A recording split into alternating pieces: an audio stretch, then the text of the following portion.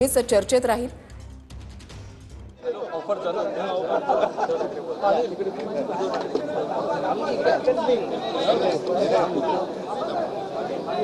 Ready काय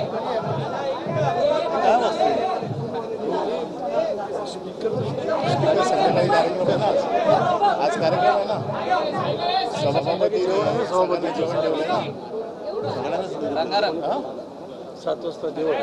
उद्धवजी, देवेंद्र फडणवीसांनी आज तुम्हाला विधान परिषदेच्या सभागृहात सत्ताधारी बाकावर येण्याची ऑफर दिली आहे. त्यांनी असं म्हटलं की 2029 पर्यंत आम्ही विरोधी बाकावर जाणं शक्य नाही, पण तुम्हाला इथे येण्याचा स्कोप आहे. ठीक आहे, मग काय नाही आहे का ऑफर दिली आहे, तुम्ही स्वीकारता ती त्यांना ऑफर? माहिती नाही, तो नुसता बाकाचा नाही, प्रसंग बडा बाका आहे. तर या गोष्टी थोड्या खेळीमिळणी आल्यात आणि त्या खेळीमिळीनेच घ्यायला पाहिजे. काही बदल होत आहेत महाराष्ट्राच्या राजकारणात, कारण एकनाथ शिंदे पण आज म्हणाले की मी छोटे मोठे ऑपरेशन करत असतो. आज आनंदराज आंबेडकर पण त्यांच्या पक्षासोबत युती झाली नाही.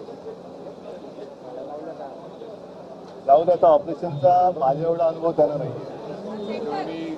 मी छोटी मोठी ऑपरेशन करत असतो, मी करतो ती मोठी ऑपरेशन करतो. ठीक आहे, मला वाटतं काय नाही.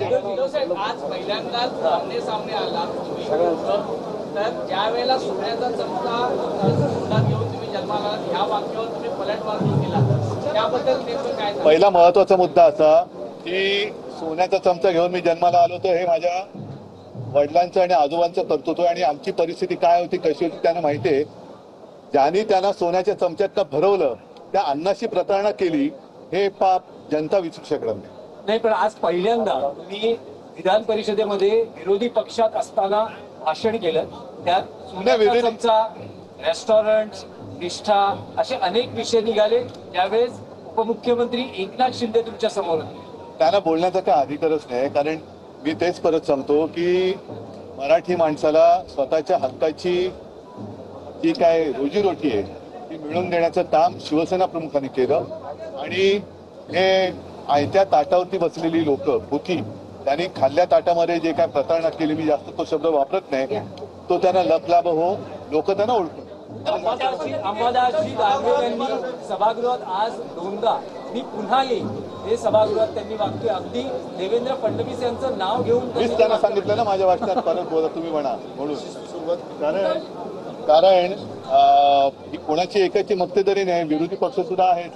आणि त्याच्यामुळे सभागृहात येणं, जसं अनिल परब आले, त्याच्या आधी मिलिंद आला, आता मी तर बिनविरोध आलो होतो, मला तर सचिन पण तसं झाले, तर ही तर जाणं येणं सुरू असतं. त्याच्यामुळे तसं काही वेगळा विषय.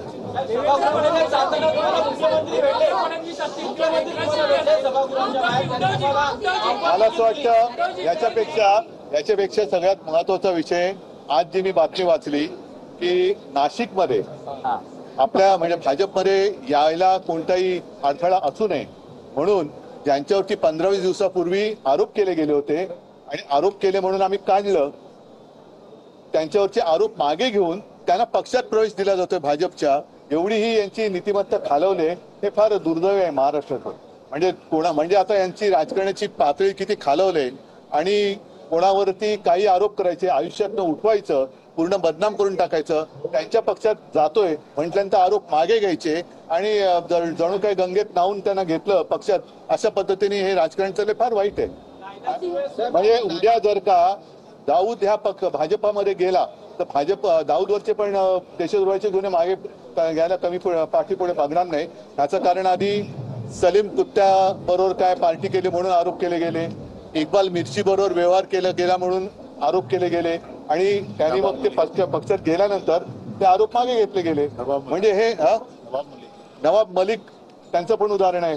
दाऊद बरोबर काय व्यवहार केला, काय केला, पण ते त्यांच्या बरोबर गेल्यानंतर हे धुतले गेले. भ्रष्टाचाराचे आरोप केले गेले, त्यांच्या पक्षात गेल्यानंतर हे धुतले गेले.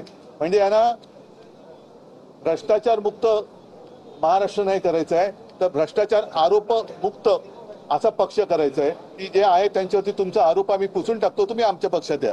हे एवढ्या पातळीवरती राजकारण गेले. अशा वेळेला आम्ही आमने सामने आलो की हे झालं का ते झालं, ह्या गोष्टी गौण आहेत. आलेला आहे, आणि त्यात तुम्ही असं म्हणतात की राजही आपल्या सोबतच आहे. सामनाची मुलाखत येईल तेव्हा बघा ना.